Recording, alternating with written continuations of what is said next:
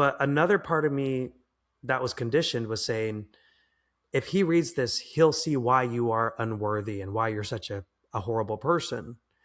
And so I gave it to my mission leader, and he had me come back in after he read it. And that's when he said, so I read those letters, and this is abuse. Welcome to Empowered Now. I'm Colette Kati. Here we talk about real confidence, the kind that comes from trusting yourself, honoring your needs, and living with intention. Let's begin. Today's guest is someone I have had the honor of knowing personally for years, and he is one of the most kind-hearted, sincere, genuine human beings I have ever met. David Archuleta. Many of us first met David at just 17 as the runner-up on American Idol, where he captured millions with his angelic voice. But behind the spotlight, David was quietly navigating faith, identity, family pressure, and abuse, as well as mental health issues. In his memoir, Devout, he shares his journey from closeted Mormon teen to global pop artist, and ultimately to living authentically as a queer man. Since his breakout single Crush, he's released 8 studio albums and toured worldwide, including with Demi Lovato. But this chapter of his life is about something even braver than performing. It's about choosing truth over approval. This is a conversation about courage, healing, and becoming who you really are. Let's go. All right, it's been a long time since I've seen you, but I just want you to know how grateful I am that you agreed to be on my podcast. I know you have so many big interviews and things happening right now with your book release. So for you to say yes to coming on here with me matters so much, not just for me, but I know for my viewers, to hear your story and to hear your heart. I know that they will experience you in a way that will cause them to open up their mind or cause them to reflect. And, you know, it's everybody's choice if they open up their minds to it or not. But that's my invitation to everybody who is here today, that they will listen with an open mind and an open heart, as you are such an open-hearted person. That's one of the things I love most about you. So thank you for being here. Well, thank you for having me, Colette. Yeah, it's always so great to get to chat, because I feel like we always like to, like what you said, like to reflect as well. I feel like that's how you also are. So I'm looking forward to this. Yeah. And it's been, you know, we've known each other, just seen each other off and on throughout the years. And we went out to lunch like when you first came back from your mission, just both kind of being in the world in LA of entertainment. And I remember back then just thinking, he is such an open-hearted, like sincere soul. And I love that about you. Thank you. Thanks, Colette. You're welcome. And having read David's book, Devout, that is out now currently, I see that so reflected in your story. And I just, like, tears throughout the whole book. Literally, I felt tears throughout the whole book. Just hearing your story, because that's what Empowered Now is all about. That's why I started this, having gone through my own journey of discovering who I am and deciding to like drop everything that didn't serve me and start picking up the pieces of what did. It resonated so much with me as I read your book, because this was your journey. And you're so raw, but yet so sincere and so just straightforward and honest that there's just no room to be able to argue anything that you say in this book, because it's just coming straight from your experience and your heart. And that's what's going to be so powerful for everybody that reads this. Well, thank you. So, yes, you're welcome. Sorry, I just keep talking. Okay. You're good. It's totally fine. I've had so many questions, but the first one is just, what was this like, this experience of releasing this book after everything that has accumulated, all the culmination of all the experiences you've been through, and then writing it all down, and then finally getting to this point where you're releasing it to the public? What are you going through? Oh my gosh, I've gone through so many emotions. And I feel like all of them are ones I've had to feel. I've been excited, I've been determined, I've been anxious, I've felt nervous, and just like, what are people gonna think? How is this going to affect my family? Because I disclose a lot of stuff about our history, and I feel like I air out a lot of the baggage. But I felt like it was essential just for not just myself to be heard, but other family members to be heard. I was so tired of having to always only show the best parts, or trying to show the parts that I was told to show. I'm like, you know what? I'm just going to be real. No one can tell Mm-hmm. me what I can or can't say. Well, to an extent. I mean, there are like things legally that you can't say, but um, after getting legally approved, like, okay, I said everything that I wanted to. I showed that life can be thrilling and exciting. It can also be heartbreaking, confusing, and fearful as well when you don't have a clear picture of information and how things actually happened, or whether this happened or it didn't, and who to believe, especially in Mm-hmm. childhood, uh, and how those beliefs that are instilled in you as a child affect you when you get older, whether it's for better or for worse. And how to, as you said, that you experienced in your life, like, how do you just let go of everything that no longer serves you and rebuild and hold on to the things that you still find useful for you? And that can be tricky, and you feel like you're losing parts of who you thought you always were. And you're like, how do I start over? How do I build from here? And how do I fill in the gaps the empty spots that I don't have in there anymore, that I once identified with? But it also can be such an exciting chapter to step into, because it can be terrifying to think, oh my gosh, I have to start over. Yeah.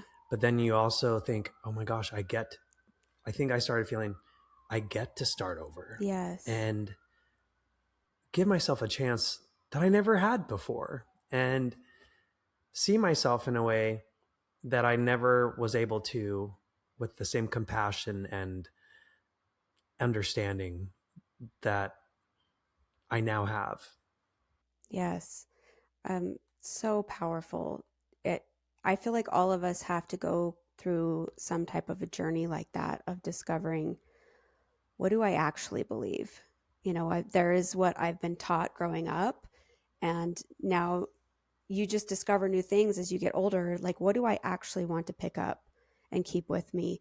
And you talk about this so much, especially specifically with your journey with faith, through being Mormon, and I'm Mormon. We actually did a fireside together at some point, back in the day, and it's been so cool to see your shift in your how you express what you believe now, and also the way that I've also transitioned in the way that I believe things now.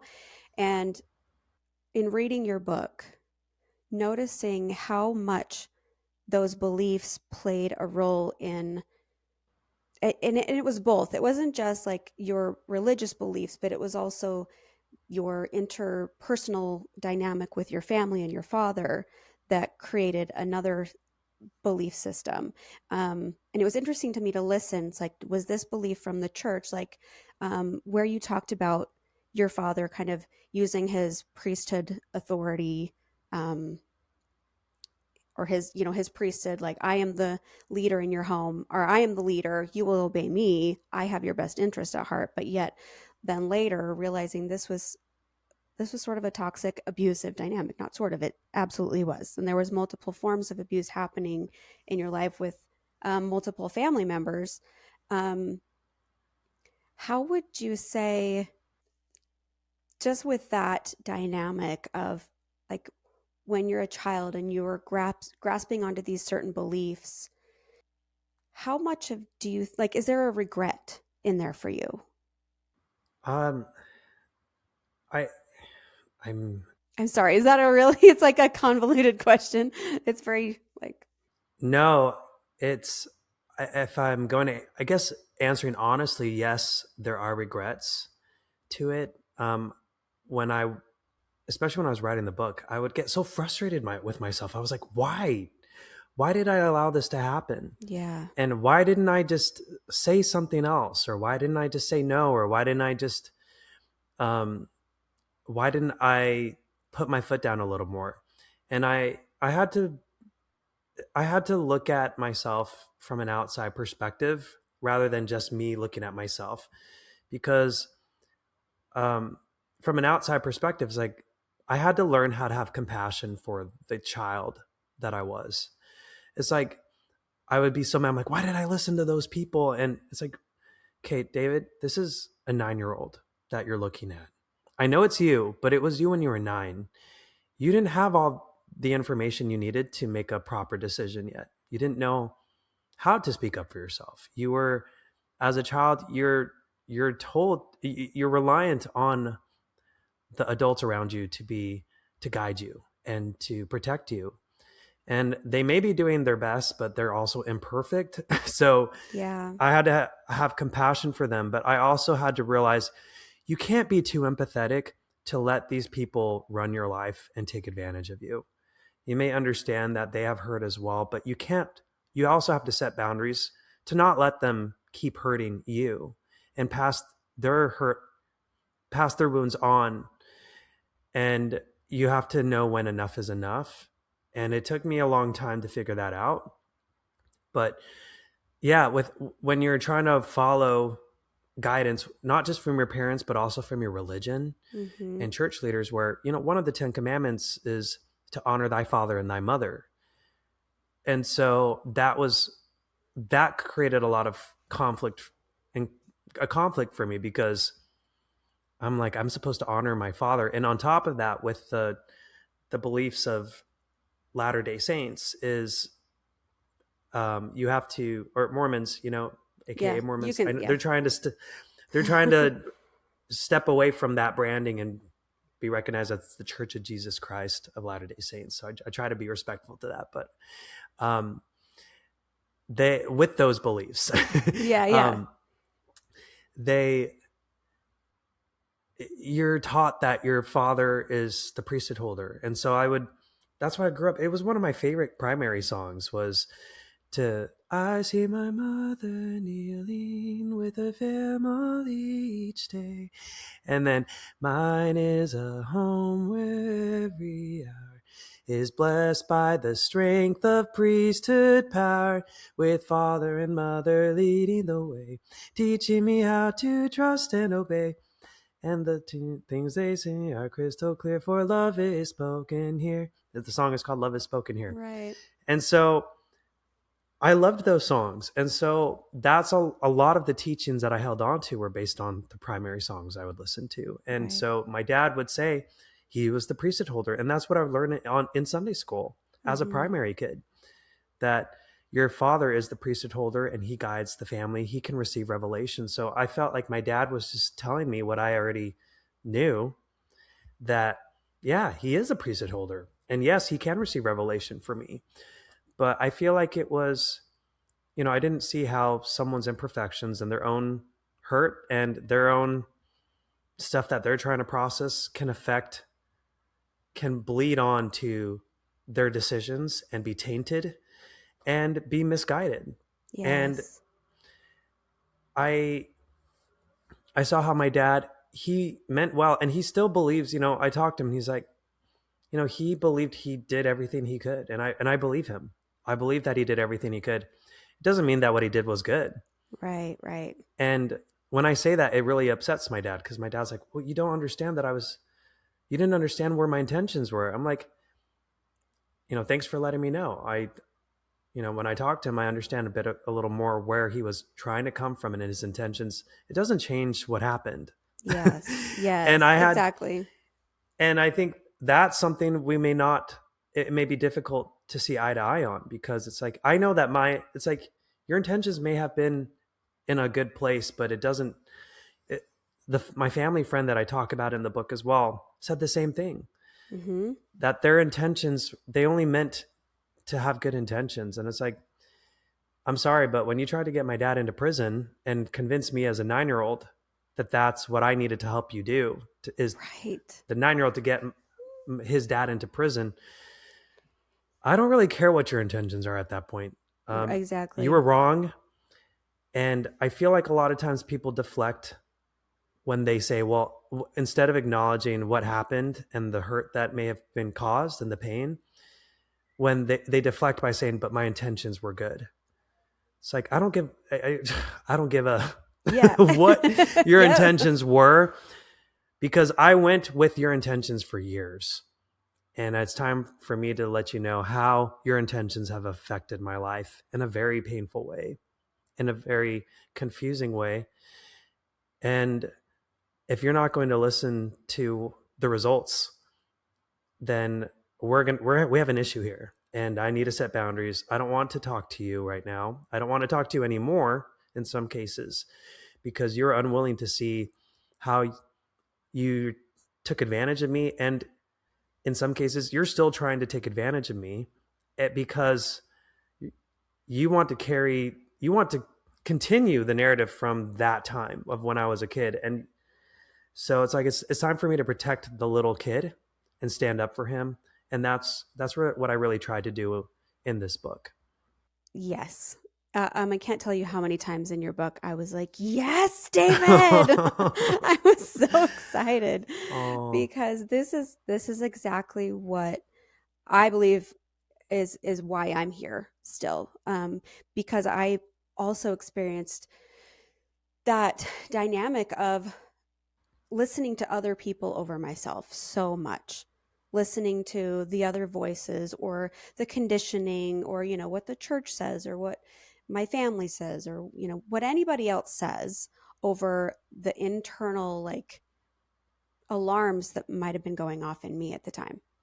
And and this is so important for everybody to experience this ability to be able to honor your truth, and even recognize, I don't care who you are, this doesn't feel right.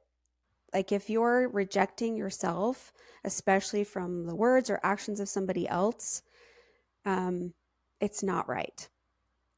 And it's not, I believe it's not the way that we're meant to experience life. Oh my gosh, I feel like there's so much I'm like wanting to say. And please say it. I would love to hear what you have to say. I know I'm like, okay, where do we go? We talk about, like, God, and it's interesting, even just like your experience of your faith growing up and my experience of my faith growing up, though they're super different. And like some of the things you said that you believed, I was like, well, I didn't believe that. um, but I did believe that. And I thought it's so the way that you did this, shared your story, is so sincere and straightforward and innocent, that I feel like it's going to me, it opened my heart and my mind in a way that I already thought my mind and heart was open. But it's like I was able to see into your entire experience, and I saw myself there too. I feel like I'm going all over the place still. Oh, you're good. You're good. But You're doing great, Colette. um, yeah, thank you. Oh, anyways, I I feel like this conversation matters so much because there's so many people still that, in the church or out of the church, are battling with the limiting beliefs that are keeping them from living from their fullest amount of joy that they could experience in life. And Right. when you talk about, um, and maybe I'll even just ask you, like, you kind of mentioned this towards the end of the book a little bit, like how your belief in God shifted over time. And like, I'm not even sure what I believe exactly now, but you said something at your last concert, or the last concert that I went to in 2022, that I just felt like this deep connection with you instantly, where you were up there and you were expressing your truth about that you had discovered that it wasn't, and I don't remember exactly your words, but this is what I got from it. So you can correct me if I'm wrong. Um, that it didn't matter. You realized that it didn't matter who you were and what you did, that God loved you. And not just in spite of you being gay, but that was a part of you. Like God had created you that way, and that you were worthy of love. Um, is that your experience? Am I saying that right? That I was, my experience was I learned I was worthy of love, you're saying? And that God loved you no matter what. And that God loved me. Yeah. I mean, I always believed that I needed to change. I always had the belief that God loved me, but I always felt like there was a condition to how much of his approval I got and whether I was worthy to be. And, I think it was like was a distinction between God loves me versus I'm worthy to be in God's presence. Mm, And, and in, I think in religion, a lot of religions, especially the one that we were raised in, um, it's like, yeah, you have an understanding that God loves you, but you have to obey and you have to follow his commandments if you want to return to live with this loving God. And he'll be so sad if you can't make it with him because he loves you so much. So it's you're feeling multiple things. So you believe God loves you, but you also feel like you're not worthy of receiving all of his love that he has for you. And I think that's what was really difficult with the beliefs I was given, because when I felt God's love from what I understood was God and what I understood as God's love, it was without conditions. mm-hmm. And that was something I didn't know until I actually accepted it. And it went against what I was raised to believe and what I was taught, because I was taught that if I chose to be in a gay relationship and to have same-sex feelings and act on them, that I would be removed from God's love. Right. And from my conversations with the church leaders themselves who run the church, Mm-hmm. um, that was their belief as well. And I experienced otherwise. And that God let me know to my heart and to my soul that you're fine the way you are. And all these things that you were taught about are not how I see things. And that was like a really big moment for me, because I was like, wow, if I had to step outside of my beliefs to get to, and what I was being taught within that safety bubble, the place that helped me get to know what God was, I had to step outside of to Mm-hmm. get a full picture of what God really meant and what God really was, what my relationship to that was. And as soon as I stepped out of it is when I was finally able to feel like this entirety of God's love for me, and that I could love myself and that I could accept myself, and the environment that I had was raised in and was teaching me prevented me from fully experiencing that. And that Right. was a big wake up call for me. I thought, oh, this is a church that I'm always taught that they're continuing to receive light and knowledge, further light and knowledge. It will continue to be revealed. It's one of the 13 articles of faith of of the of Latter-day Saints. It's Mm-hmm. They believe that God continues to reveal to them, and that's why there are prophets, and that's why the prophets are so important. So I just thought, oh, they just need to be informed a little more. And I'm sure that Right. if they're really intentional about following God and being connected to God, then they'll take this information and act on it. And Mm-hmm. when I talk about my meetings with Elder Ballard in the book, Yes. one of Very the 12 powerful. apostles. Mm-hmm. He was one of the church leaders of the whole world for the Mormon Church. And so Right. I was really shocked at how much Elder Ballard admitted to not knowing, and that he told me that the church didn't have answers about the queer community and they didn't know exactly what to do. And he told me, like, well, let me know what you find out. And it was hard for him to listen to me because he was scared because of what he was taught and raised on believing. Right. He was Yeah, that taught that fear. if you're gay, you're sinning, you're willfully rebelling against God. And if you're a good person and gay, then you must have been sexually abused, because there's no way you would willfully choose to be that way and a good person and it be your Right. own choice. And when I was talking to him and he was realizing, wait a second, David's still a good person and he's still my friend and there's still goodness here, and he's out now and he's Yeah. dating men. And Elder Ballard said he had this whole moment where I felt like it was very sincere, very raw, where he just said, you're still a child of God like I am. You still have the light of Christ in you. It was like he was discovering something for the first time. Yeah. And I was just like, Elder Ballard, did you think that because I would start dating men that I would no longer be a child of God and that I can't still have the light of Christ in me? And and in that moment, he was just like, well, he told me, he's like, I believe that you gain solutions, you find solutions by gaining understanding, something along those terms. And he realized, he's like, you need to talk to more of the brethren, more of the apostles, so that they know this. Hmm. And I was like, I would love to. Yes, I would please. love to. Can we have this conversation already? I was Right? hopeful of it. Yeah.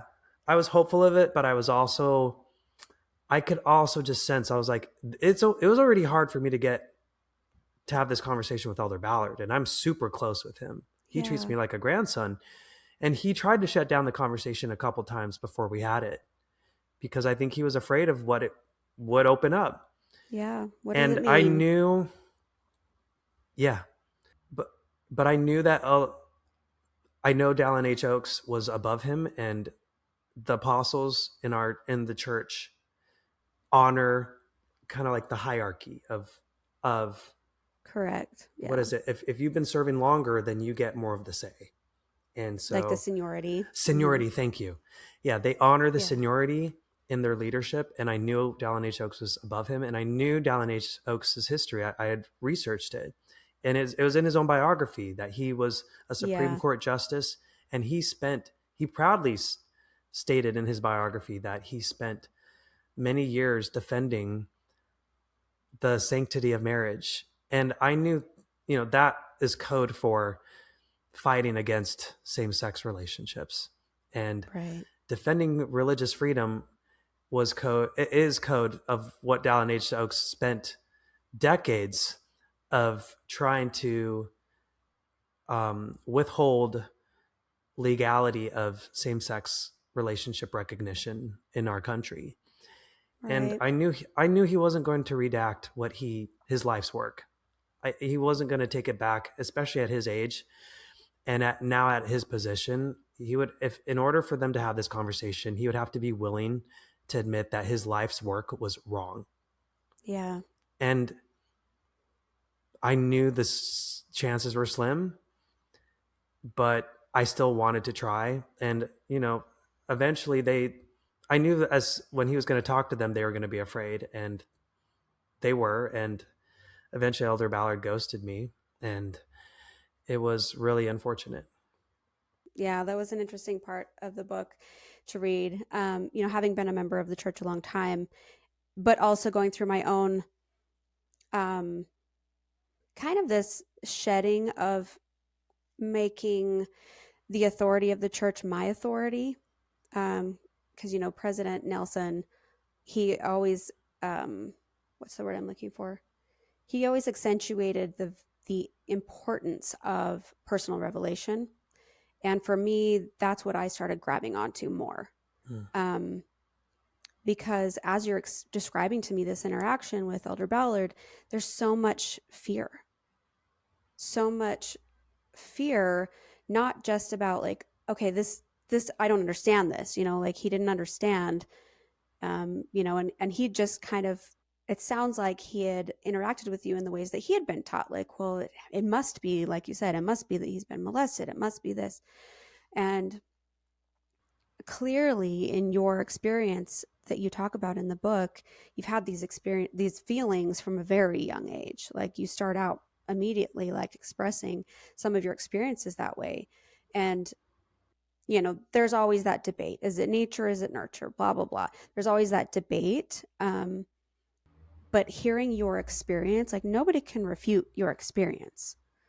Um, Sorry, I get off on this way and this way. Coming back. So with this idea of, Elder Ballard having so much fear, I feel like watching you go through your experience and seeing that, I think for everybody, it's valuable to hear the shift that happened in you to where you are now, instead of making, the church leaders your authority, and even your dad your authority. Like it took some time to start breaking free from making others the authority over what was true for you.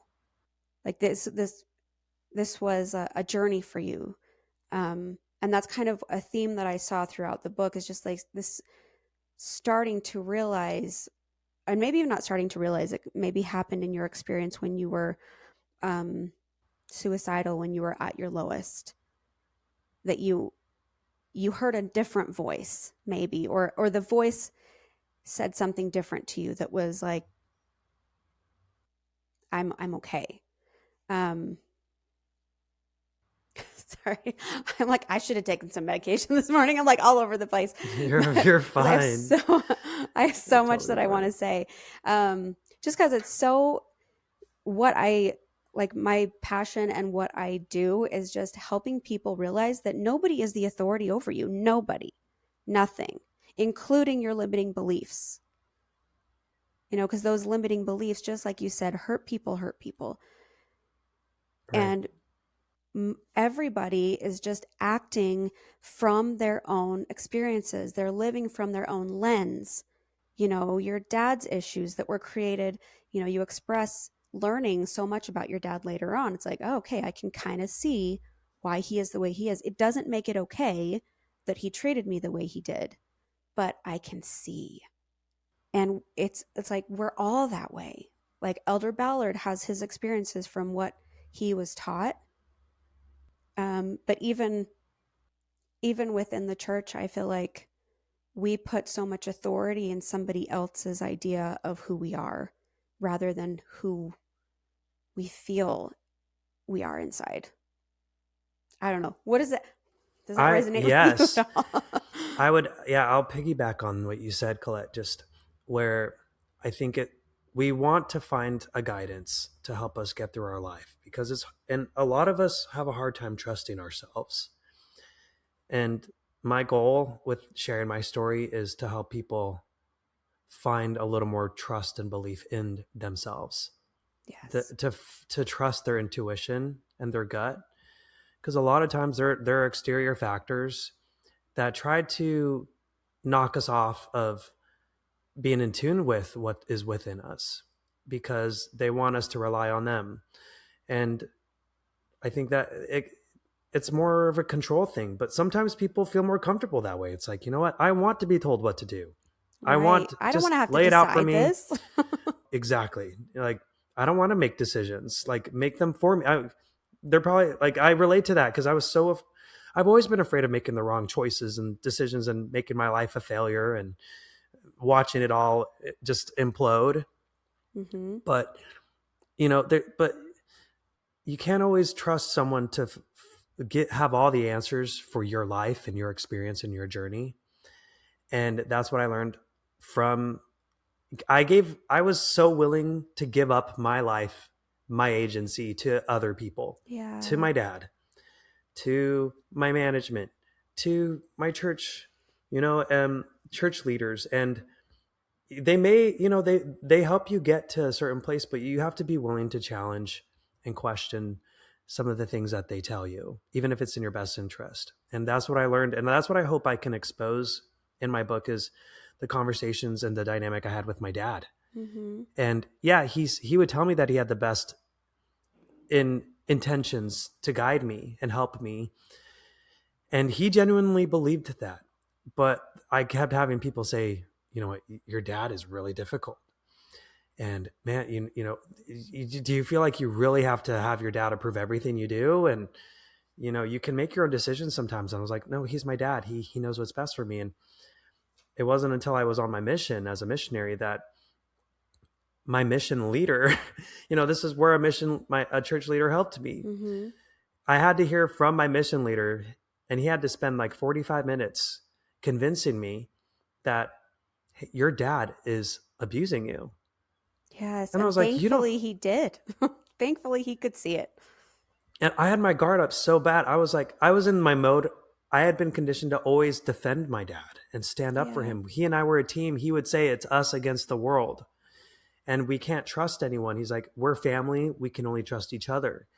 Mm-hmm. Yet here I was in another place where I had opened myself up to completely trust and believe in my church leaders, and my church leader, bless him, my mission leader, was saying, your dad is abusing you. And I was just like, what are you talking about? I laughed. I'm like, my dad's never hit me before. Right? And that's where my mission leader Oh said, my there gosh. is physical abuse, and then there is verbal, emotional, and mental abuse. Yeah. And your And I dad would is even add, verbally, sorry, I would even add financial abuse mm, to that yeah. list. Yeah. Yeah. Yeah. My dad, he may have had the best intentions, but his view was tainted by his own needs, his own hurt, and his Yes. own desperation. And His own grasping for safety, yeah, for, yeah. and he was willing to take advantage of me even as his son. So Mm-hmm. my and my mission leader didn't know about the financial aspect of it. He just read a letter I printed out. My dad sent me this letter. I talk about it in the book, and it just really shifted my whole disposition, my whole I basically reverted back to being childlike, which is how I was up until my 20s. But I learned to come out of that while I was on my mission, because I was on a different continent from my dad. So my dad no Mm-hmm. longer had this ability to control me the way he did before. And so with that space, and that's where I learned the value of boundaries and setting limits, even with people that you care about. And when I got this letter, I reverted back to how I was before, and my mission leader noticed that, and he's just like, "What is going on?" I had a meeting with him, and he was just like, "Why are you behaving this way? Like, I haven't seen this side. Like, I haven't seen you." And I didn't know what to say. I didn't know how to talk for myself anymore. For when I reverted back that way, Right. I felt like someone else had to for me. I felt like my dad had to speak for me again. Mm-hmm. And so I said, I don't know what to tell you, but maybe if you read this, you'll understand. And I gave him my dad's email. And I thought that if he read, I think something inside me, that voice within said, something about this isn't right and you need help, because you are stuck. You are stuck here and you're letting this control you. But another part of me that was conditioned was saying, if he reads this, he'll see why you are unworthy and why you're such a horrible person. And so I gave it to my mission leader, and he had me come back in after he read it. And that's when he said, so I read those letters, and this is abuse. And this is manipulation and controlling behavior. And that's when I got defensive. And he had to really talk me through it before I could see it for myself for what it was. And with that said, when I got back from my mission, I didn't talk to my dad for several years. I I set boundaries. I blocked his number, and it really upset him. And I didn't really talk to him other than like family gatherings that I would see him at for like 7 years. Yeah. And it was such a healing time. It Yes. was such a time of healing for both of us. And I realized my dad wasn't in a healthy enough spot to really set those boundaries for himself either. Mm-hmm. We were in a very toxic, codependent relationship. There was toxicity coming from him, and there was toxicity coming from me. And Interesting. Yeah. so we needed space to heal. And eventually, over a decade later now, to this point, we're able to be cordial, we're able to be chill. And there's the book I end, it's we're not my dad and I aren't best friends, but I feel like if the conditions and the boundaries can be respected, we can be friends again, and we have become friends again. um Something I didn't really experience with him since I was like 9 years old. Right. um so it's been a beautiful process. It's hard because I know this book is going to bring us back to that place of where we were. Yeah. It's going to bring a lot of hurt. I know it's going to really upset my dad. I had a call with him a few days ago, Mm-hmm. saying, just so you know, Dad, I talk about my perspective and what my lived experience was. And from my perspective, my lived experience was I was taught, I understood this as abuse. Yeah. And he doesn't look at it as that, he just looks at it. He was trying to be a protective dad. He was Mm-hmm. trying to protect his son as best as he knew how. And he was in a very hurt place. So I do believe him when that was the best he knew how to do. Right. But it doesn't change what it was in the end. So um we had it was a difficult conversation to have, but in the end I was just like, it was just, we're able to say, I'm glad that we can have this conversation and still respect each other and not end up fighting and hanging up how it used to always be. Right. But again, I think we still need space because this is a hurtful time, and I'm bringing it up. But I feel like it's a redemptive story to my dad as well, because he was always portrayed in the media Yeah. as this horrible stage dad, and in a lot of ways he was. So, Mm-hmm. but in a lot of ways he wasn't as well. And I try to give him Yeah. some grace. Um, and You that do an we've amazing job of that. Thank you. Just saying, after hearing the book, I'm like, you sound so just you're sharing your experience. And you clearly still love your dad, but you can clearly see this was toxic and he was acting out of patterns of his own that were not mine, but it was hurting me. Yeah. You're very, very good at acknowledging the truth of what happened to you and still having that compassion.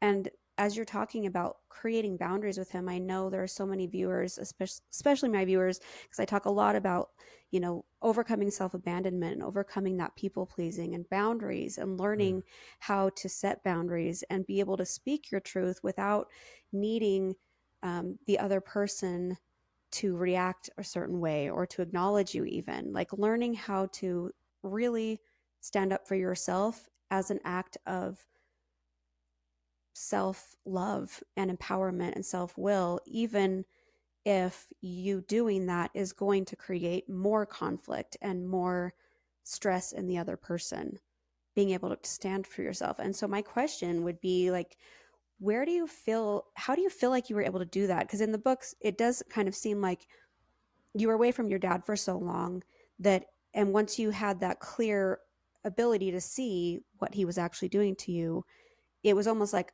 your backbone was like, I am not doing this. And it's almost like you were able to set a boundary from there on.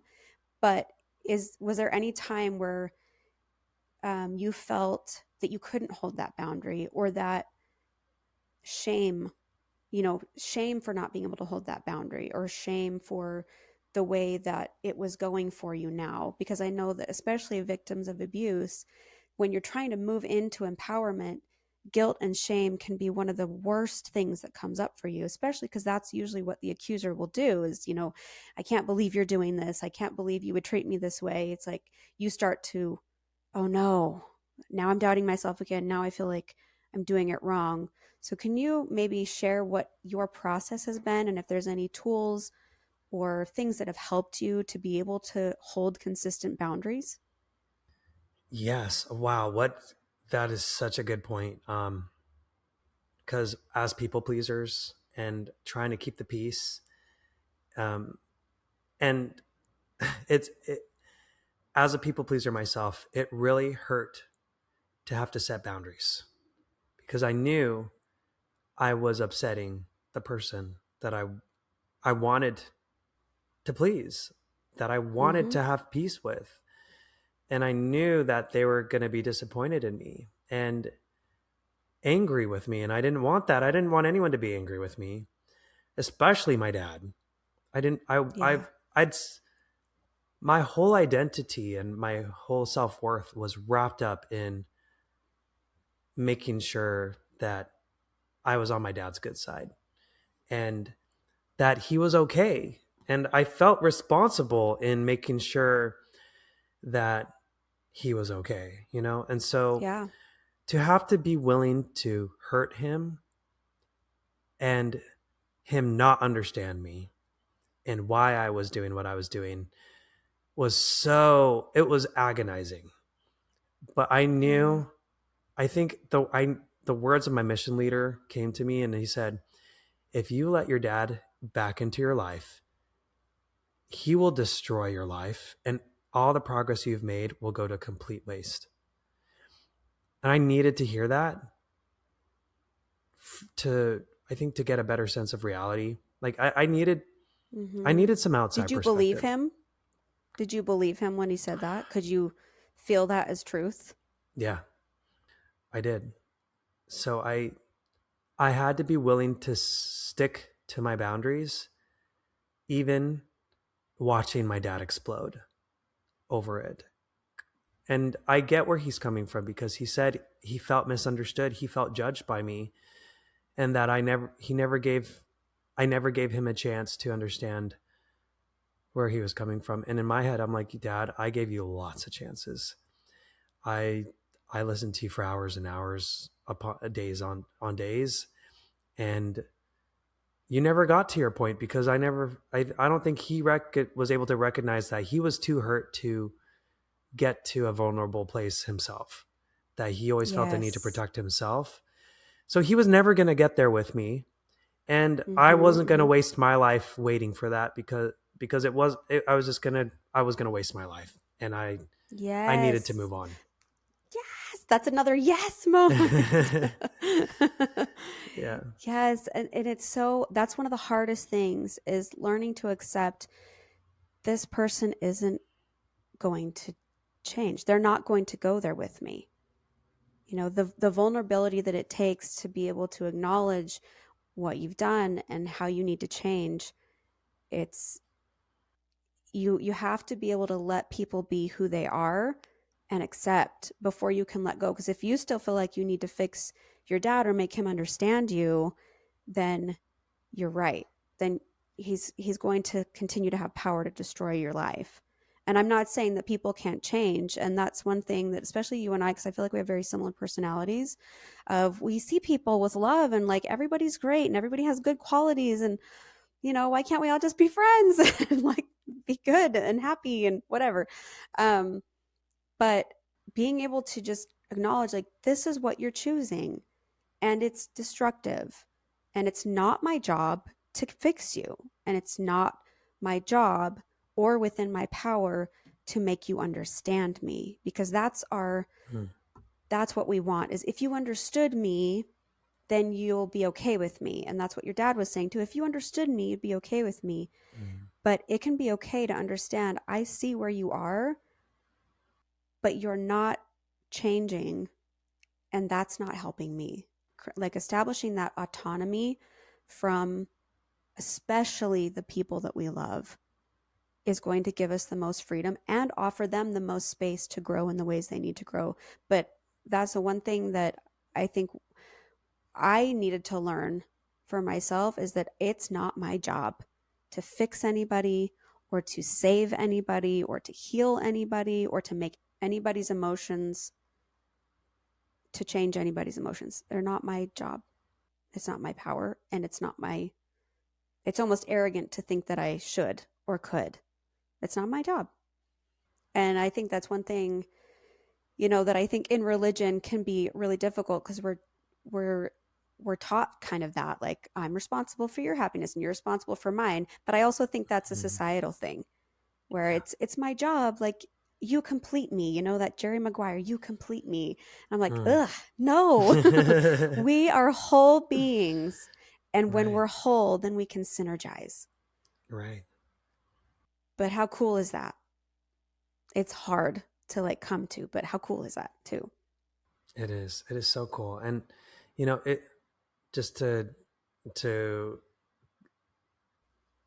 like continue what you're saying, like it isn't your job to be someone else's lifesaver all the time. It's not your job to always come to their rescue when they mess up, because some people will take advantage of that loyalty. Yes. And they see like, oh, this person is devoted to me. They are loyal to me. They will be with me no matter what. They are long suffering. They are compassionate. They're understanding. And people will abuse that. Yeah. They Yes. will say like, oh, well, I'll they'll stick with me, and they'll do what I want them to. They'll do what I say, and because they are devoted to me. And I think you have to be able to recognize when someone is taking advantage of you and abusing that love that you have for that person, or that loyalty. You and it's hard when you are in a place of being loyal and devoted to someone or to something, Mm-hmm. to an organization or to a religion. And it hurts to have to step away from that when you are so committed and you are so devout, and it's your heart is so with that person or place, Yeah. to then take a step back and let go and say, I've got to rebuild, because this I'm sacrificing myself way too much. And sometimes you have to get to a point where it's too much to finally say enough, and to make the break and say, I've got to love myself enough. I'm putting all of this energy, I'm giving it away too freely. And I need to put some of that energy into myself now. And I've got to save myself, because if we don't, then we just kind of watch our lives drift away Yeah. and out of our control. And we can live a very unhappy life just because we feel like we're supposed to, and we feel a need Oh, to stick by something that is continuously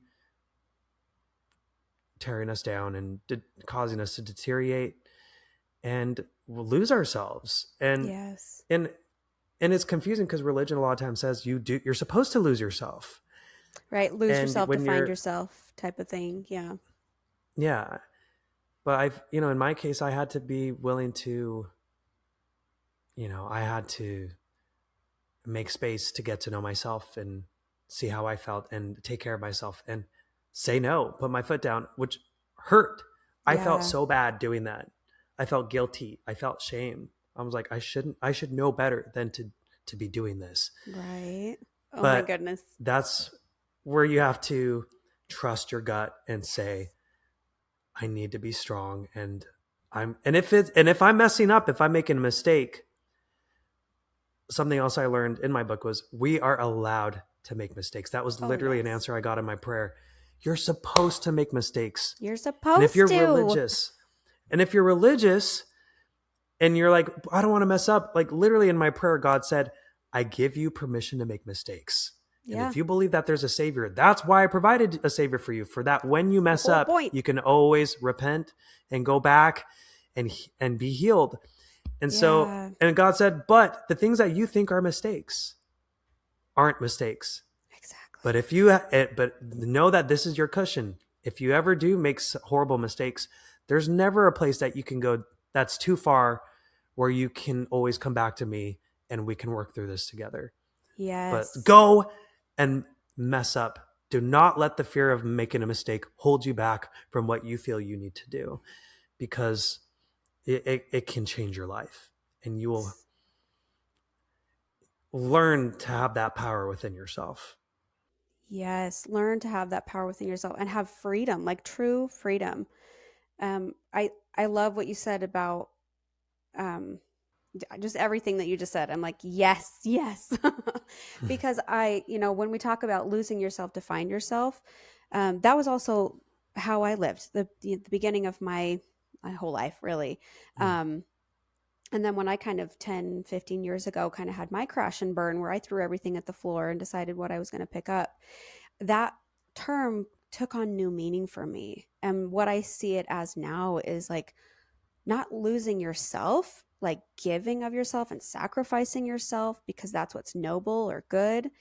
It was losing the ideas and the beliefs that stopped me from actually seeing the truth about who I was, which is an amazing being that gets to experience everything here. Like there's literally nothing that you can do. I mean, not literally nothing. Like obviously when we're taking agency away from other people, but even in the religion, if we're talking about God's greatest gift to us is agency. And if we're meant to use it. We're meant to use it and to follow the beat of our own drum and discover what this human life is all about and what we're meant for. And so to me, that term, like lose yourself to find yourself, is like lose all the limiting beliefs. I know we're short on time. There's a book called The Four Agreements also that kind of talks about that. It's like we're born and we start to make these agreements. Have you read it? Yes, I have. I love that Yeah. book. I've Right? It's one of the only books. It's so short. It's so little It's and so short. short that I've been able to read it several times now. And I'm the kind of person, I forget what I read. So I'm like, wait, what did I love this book, but what was it Yeah. about? And it's a great one that you can always revisit. Yeah. Yeah. Yeah. Basically just shedding the ideas that we've made about ourselves that really aren't serving us. Mm, Um, amen. it's so good. But this is what your book is all about, is like shedding the ideas about ourselves that that you're not enough, and that's the human struggle, is that I'm not enough. That is like the feeling that we're all trying to feel, is enough and worthy.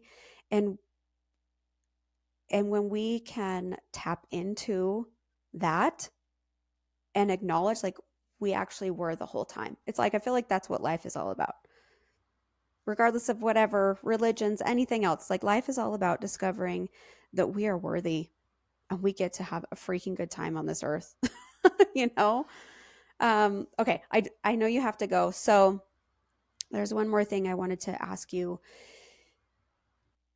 For anybody, I mean, there's so many other things I wanted to talk to you about, because I just, your journey of coming into your own and loving yourself is what so many of us need. You even said that when you first came out online, you were flooded with messages. I just bawled through this part. You were flooded with messages from others who were experiencing the same thing.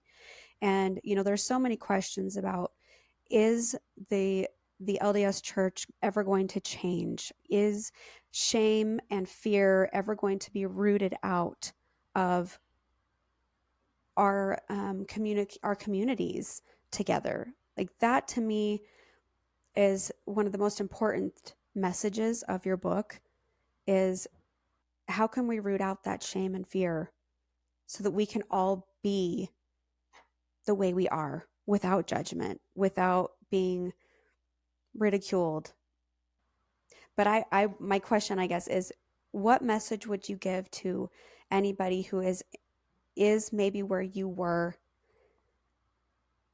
at any point, really, Hmm. in your journey? Yeah, I guess I would say, if you've been in that place where you felt dark and hopeless and alone and dirty, unworthy, um, not good enough, man, I have have the courage to,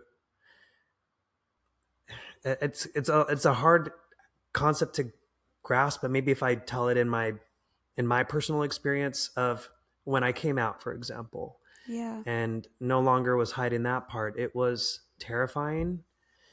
Yet I couldn't wait to finally do it, because at that point I was like, I don't have anything else to lose. Like I almost took my life. And so at that I was like, I really have nothing else to lose at this point. um and if people don't like me or they misunderstand me, it's okay. Yeah. And I didn't think I would ever get to that point where that would be okay. Because I was like, no, I want people to be okay with me. I want them Yeah. to approve me. I don't want to be rejected. I don't want to be outcast. I don't want to be abandoned. That was so scary. And I was like, it's scary, but I'm going to do it anyway. Yeah. I don't know what's going to happen next, but something inside me is just saying, do it. And I'm going to do it. It feels like jumping off like a high diving board into like, oh, I'm like afraid of heights. I don't. You feel those nerves. So that's how it felt for me. And I was like, oh my gosh.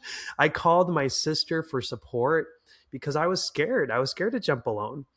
But she was like, it looks great. Just send it. And I did.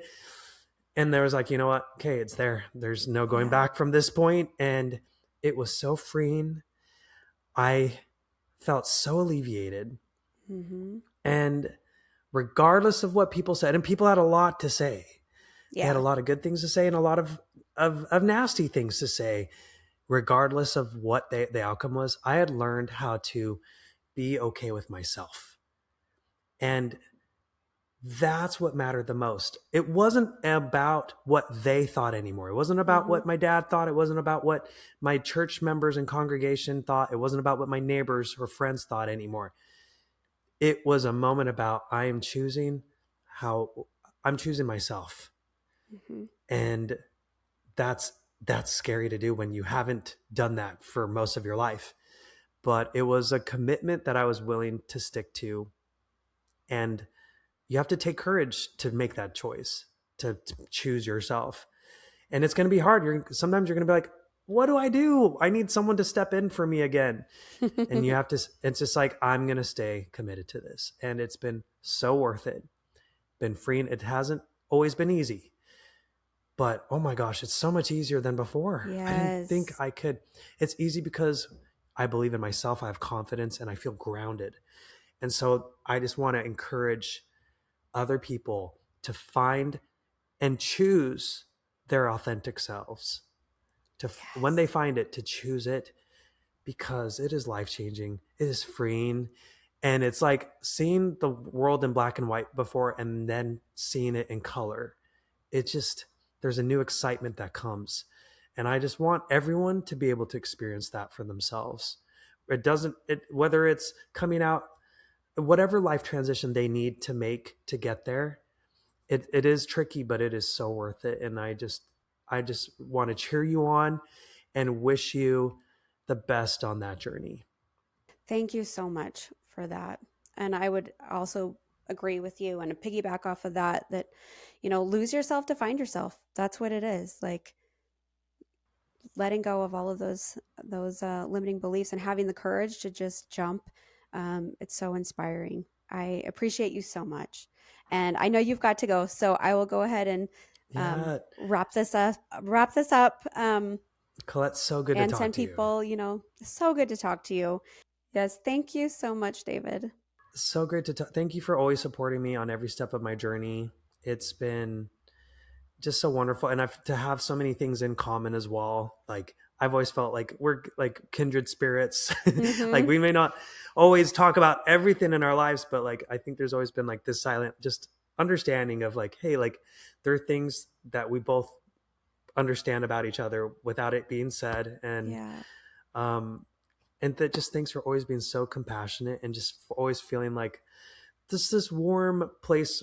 It just always feels like a big hug in your presence whenever you come. And Yay. um just thanks for always coming and like always coming to my shows and being Yeah. so supportive. And I love when we can catch up when we do. It's always a great time. Thank you. And I So, hope, I mean, that's what I want you to feel from me because I do genuinely care about you. And I know Shay does too. I mean, just as mm. we were talking about this interview, and he's like, please tell him how much I care about him. And I just want to give him a big Oh, hug because we're both please give so, him a big hug for me. yes, I will.